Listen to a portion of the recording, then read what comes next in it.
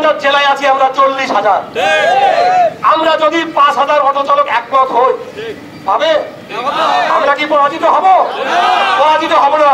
আমরা জিতবই জিতবো।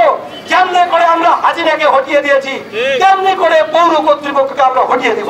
Rickshaw van যারা আপনারা মাইকিং করে বলছেন যে 1 আগস্ট থেকে আপনারা ধরপাকড় শুরু করবেন, টাকা না দিলে তাদের আটকাবেন, কেন আপনারা কেন আটকাবেন?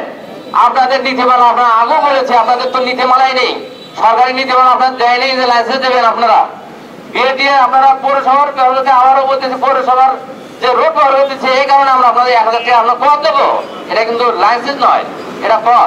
2019 সালে বিআরটিএ প্রণীত খসড়া নীতিমালা বসুন্ধরা টিস্যু অশুদ্ধতার বিরুদ্ধে এক বিন্দুও ছাড় নয়।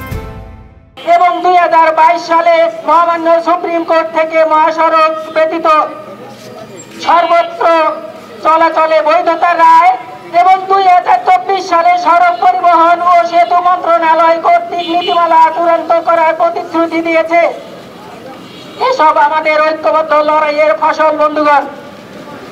আমরা দেখেছি যে যখন এই প্লেট বাণিজ্য শুরু হয়েছিল আমরা স্মারকলিপি দিয়েছি, মিছিল করেছি, সমাবেশ করেছি, কিন্তু পৌরসভা বা পৌর কর্তৃপক্ষ এটা মানে নাই।